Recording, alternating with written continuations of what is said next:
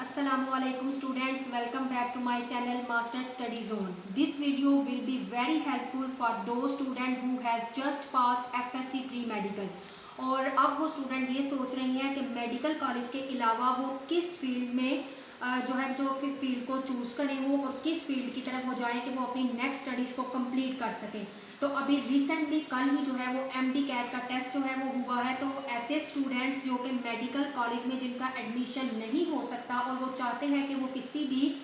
Medical field के अंदर ही अपनी हायर स्टडीज़ को कंप्लीट करें, तो ऐसी कौन से सब्जेक्ट हैं जो उनके लिए हेल्पफुल हो सकते हैं। तो आज की मैं अपनी इस वीडियो में आपको ऐसे टॉप 10 जो है वो BS के डिग्रीज़ के बारे में, सब्जेक्ट्स के बारे में बताऊंगी जो कि साइंस के रिलेटेड है और उनका स्कोप भी बहुत ज़्यादा है। तो आपने मेरी इस वीडियो को लास्ट तक देखना है ताकि आपको जो कन्फ्यूजन है वो आपकी बिल्कुल क्लियर हो सके इस वीडियो के एंड तक, और आप जो है वो बिल्कुल राइट डिसीजन ले सकें कि आपको मेडिकल कॉलेज के अलावा किस फील्ड को चूज़ करना है। और मेरी ये वीडियो आपके लिए बहुत ज़्यादा हेल्पफुल भी साबित होगी। इसके अलावा मैं अपनी इस वीडियो में आपको कंप्लीट बताऊंगी कि कौन कौन से सब्जेक्ट हैं मेडिकल कॉलेज के अलावा मेडिकल की फील्ड से रिलेटेड, और इसके अलावा मेडिकल फील्ड से हटकर कौन से सब्जेक्ट हैं और उनका क्राइटेरिया क्या है और आपको किस तरह से उनको अप्लाई करना है। तो टॉप 10 जो हमारे पास जो है वो डिग्रीज आती हैं, जो सब्जेक्ट्स आते हैं हमारे पास मेडिकल फील्ड के अलावा, उनमें टॉप 10 रैंक में हमारे पास है BS pharmacology, BS anaesthesia, BS radiology, BS emergency sciences में आप कर सकते हैं, BS फार्मेसी है। इसके अलावा BS फार्मेसी एक कंप्लीट 4 इयर्स प्रोग्राम है, लेकिन डी फार्मेसी के आगे से फर्दर जो है इसके डिप्लोमास भी हैं, लेकिन ये BS फार्मेसी पूरे जो है वो 4 इयर्स की डिग्री है। इसके अलावा BS साइकोलॉजी है, BS nutrition, BS pathology, health sciences और BS माइक्रोबायोलॉजी। ये हमारे पास टॉप 10 रैंक के सब्जेक्ट्स हैं, डिग्रीज हैं, जिनको आप मेडिकल की फील्ड के अंदर ही इनको चूज़ कर सकते हैं। मेडिकल के वो स्टूडेंट जिनका FSC प्री मेडिकल के वो स्टूडेंट जिनका मेडिकल कॉलेज में एडमिशन नहीं हो पाया या उनका मेरिट लिस्ट में नेम नहीं आया, उनका मेरिट नहीं बना और वो अपना साल ज़ाया किए बगैर अपने किस जो है वो सब्जेक्ट के अंदर अपनी डिग्रीज कंप्लीट करें। तो ये टॉप 10 मैंने आपको डिग्रीज बताई हैं जिनका स्कोप भी बहुत ज़्यादा है, और ये जो है टॉप 10 जो है वो डिग्रीज हैं। इसके अलावा अगर इन डिग्रीज में आपका फिर भी इसमें भी आपका मेरिट लिस्ट में नेम नहीं आता, तो साइंस की फील्ड में ही आपकी दूसरी डिग्रीज भी हैं, जिसमें BS जोलॉजी है, BS केमिस्ट्री, फिजिक्स, इसके अलावा BS इन कंप्यूटर साइंस और BS बॉटनी। इन सब्जेक्ट में FSC प्री मेडिकल के स्टूडेंट मेडिकल कॉलेज के अलावा मेडिकल फील्ड के अंदर ही रहकर इन सब्जेक्ट को चूज़ कर सकते हैं। इसके अलावा जो हमारे पास सिंपल FA के स्टूडेंट्स हैं जिन्होंने अपना FA कंप्लीट किया है, तो उनके लिए जो है वो BS इस्लामियात, BS English, BS Urdu और BS home economics, BS maths, ये फील्ड उनके लिए बहुत ज़्यादा जो है वो हेल्पफुल होंगी। तो अब हम बात करते हैं क्राइटेरिया की कि आप इन फील्ड में एडमिशन लेने के लिए, आपको इन सब्जेक्ट्स में एडमिशन लेने के लिए मिनिमम आपको कितने जो है वो मार्क्स रिक्वायर हैं और किस तरह से आप जो है वो अपना मार्क्स का क्या क्राइटेरिया है और आपने किस तरह से अप्लाई करना है, किन किन यूनिवर्सिटीज़ में आपने अप्लाई करना है। अब हम उस पर जो है वो डिटेल से डिस्कस करते हैं। तो अगर हम स्टूडेंट मार्क्स क्राइटेरिया के हवाले से बात करें, तो मार्क्स क्राइटेरिया जो है वो ये है कि आपका जो आपने FSC प्री मेडिकल जो है वो कंप्लीट की है, उसमें आपके मिनिमम मार्क्स जो है वो आपके जो है वो 50% होने चाहिए, एटलीस्ट 50% ओवरऑल भी होने चाहिए आपके। और आप जिस सब्जेक्ट के अंदर करना चाह रहे हैं BS, उसमें भी उस सब्जेक्ट के में भी आपके जो है वो एटलीस्ट 50% मार्क्स होने चाहिए। फॉर एग्जांपल मैं आपको एग्जांपल देती हूँ कि अगर आप चूज़ करना चाह रहे हैं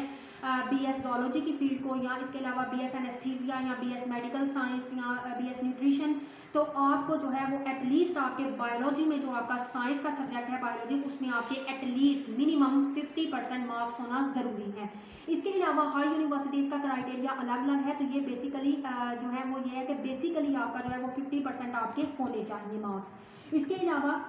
अगर आप BS केमिस्ट्री करना चाहते हैं, तो आपके केमिस्ट्री के सब्जेक्ट में जो है वो एटलीस्ट 50% मार्क्स होना ज़रूरी है। अब हम जो है वो बात करते हैं गवर्नमेंट और प्राइवेट यूनिवर्सिटीज़ की। तो प्राइवेट यूनिवर्सिटीज़ वाले तो आपको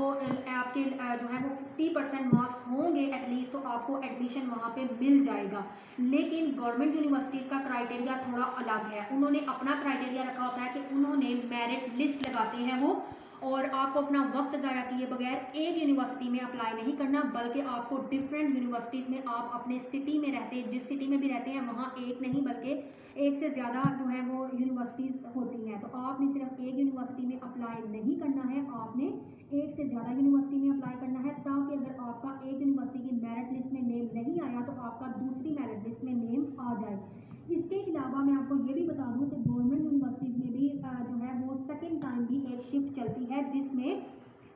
जिनके मार्क्स जो मेरिट लिस्ट में उनके मार्क्स नहीं आते, जिन्होंने अपना क्राइटेरिया रखा है, उन्होंने गवर्नमेंट यूनिवर्सिटी वाले ने 50% क्राइटेरिया तो रखा होता है, लेकिन वो मेरिट लिस्ट लगाते हैं 80 to 90%, यानी कि 2 मेरिट लिस्ट लगती हैं, 2 से 3 मेरिट लिस्ट लगती हैं, जिसमें अगर आपका फर्स्ट मेरिट लिस्ट पे वो अपनी नंबरिंग की कैलकुलेशन करके जो आपने अपने डॉक्यूमेंट्स जमा करवाए होंगे, अपना बे फॉर्म, अपना आईडी, इसके अलावा आपने अपना सर्टिफिकेट एफएससी प्री मेडिकल की मार्कशीट आपने सबमिट करवाई होगी, तो उसमें वो आपको ये देखेंगे, आपके नंबर को कैलकुलेट करेंगे कि जिन बच्चों के मार्क्स जो हैं वो 80 to 90% की रेंज में है, वो टॉप 10 आप वो अपनी ख्वाहिश के मुताबिक आप किसी भी सब्जेक्ट में एडमिशन ले सकते हैं। लेकिन अगर आपका उस फर्स्ट मेरिट लिस्ट में नेम नहीं आया, फिर वो अपना मेरिट थोड़ा डाउन करते हैं, वो अपना मेरिट लेके आएंगे 70 to 80 और 60 to 70। फिर आपका सेकंड मेरिट लिस्ट में आप देखें कि आपका नेम आया है, लेकिन खुदा न खास्ता किसी स्टूडेंट के मार्क्स कम है और उसका फर्स्ट मेरिट लिस्ट में नेम नहीं आ रहा, तो आपको परेशान होने की, घबराने की बिल्कुल भी ज़रूरत नहीं है। आप प्राइवेट भी अपना एडमिशन ले सकते हैं। इसके अलावा अगर आप चाहते हैं कि आपने गवर्नमेंट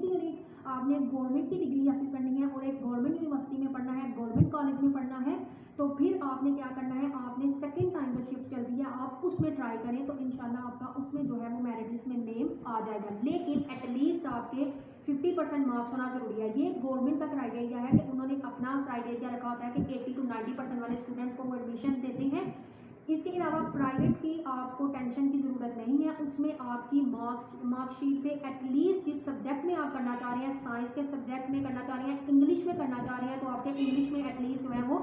50 to 60% मार्क्स जो हैं वो होने चाहिए, एटलीस्ट 50% तो आपके होने चाहिए। तो आपको आपके जो डिज़ायर आपका सब्जेक्ट जिसको आप चूज़ करना चाह रहे हैं उसमें आपको एडमिशन जो है वो ईजीली मिल जाता है। तो इस तरह से ये आपने अपना टाइम ज़ाया किए बगैर आप अपना प्रॉस्पेक्टस लें, आप अपने डॉक्यूमेंट्स की फाइल एक रेडी करें और डिफरेंट यूनिवर्सिटीज़ में आप जो है वो अप्लाई करें। इसके अलावा स्टूडेंट्स मैं आपको बता दूं कि गवर्नमेंट यूनिवर्सिटीज़ जो बहुत ज़्यादा अच्छी यूनिवर्सिटीज़ हैं, क्लासिक यूनिवर्सिटीज़ हैं, उसमें उनका एक अपना क्राइटेरिया होता है कि उन्होंने टेस्ट पहले कंडक्ट करवाते हैं। वो जनरल सा टेस्ट होता है जिसमें उसमें भी एटलीस्ट आपको जो है वो 50% मार्क्स एक्वायर करने होते हैं, तो इस वजह से फिर आपको उस यूनिवर्सिटी में एडमिशन मिल सकता है। तो स्टूडेंट्स आप अपना वक्त ज़ाया किए बगैर जो भी यूनिवर्सिटीज़ आपको सूटेबल है आप वहाँ उसका प्रॉस्पेक्टस खरीदें और अपने आप डिफरेंट सब्जेक्ट में, यानी कि आप एक डिपार्टमेंट के अलावा आप 2 डिपार्टमेंट में अपने जो है वो डॉक्यूमेंट्स को सबमिट करवाएं। कि अगर आपका चाह रहे हैं आपको BS ज़ूलॉजी में एडमिशन लेना है या आपको BS इंग्लिश में एडमिशन लेना है, तो आप अपने कोई से क्लोजली रिलेटेड जो आपके डिज़ायर्ड सब्जेक्ट हैं, आपको ईजी लगते हैं, आपके फेवरेट सब्जेक्ट हैं, तो आप एक डिपार्टमेंट में नहीं बल्कि आप 2 डिपार्टमेंट में अपने जो है वो डॉक्यूमेंट्स को सबमिट करवाएं, ताकि आपका किसी एक डिपार्टमेंट में आपका मेरिट लिस्ट में नेम आ जाए और इस तरह से आप जो है वो इजीली जो है वो आप अपनी स्टडीज़ को जो है वो कंप्लीट कर सकें। होपफुली कि आपको मेरी इस वीडियो की समझ आ गई होगी और आपकी कन्फ्यूजन भी बहुत हद तक जो है वो क्लियर हो गई होगी कि आपने क्या करना है और कैसे करना है। इसके अलावा भी अगर आपको कोई कन्फ्यूजन है तो आप मुझे कमेंट सेक्शन में भी मैसेज कर सकते हैं। इसके अलावा डिस्क्रिप्शन में मेरे व्हाट्सएप का लिंक दिया गया है, वहाँ से व्हाट्सएप ग्रुप को ज्वाइन करें। स्टडी से रिलेटेड आपको कोई प्रॉब्लम है या आपको कोई कन्फ्यूजन है कि आपने किस तरह से अप्लाई करना है एडमिशन या BS के इन्फॉर्मेशन के बारे में, आपको कोई इन्फॉर्मेशन चाहिए BS के अबाउट, तो आप मुझसे कांटेक्ट करें। इंशाल्लाह मैं आपकी प्रॉब्लम को सॉल्व करने की पूरी कोशिश करूंगी। इसके अलावा अगर आपको वीडियो पसंद आई हो तो आप वीडियो को लाइक करें, शेयर करें, मेरे चैनल को सब्सक्राइब करें, ताकि मेरी हर नई आने वाली वीडियो और ऐसे ही बहुत सी इंफॉर्मेटिव वीडियो आप तक पहले पहुंच सके। इंशाल्लाह मिलेंगे ऐसे ही बहुत इंफॉर्मेटिव वीडियो के साथ अपने नेक्स्ट वीडियो में। तब तक के लिए अल्लाह हाफिज़।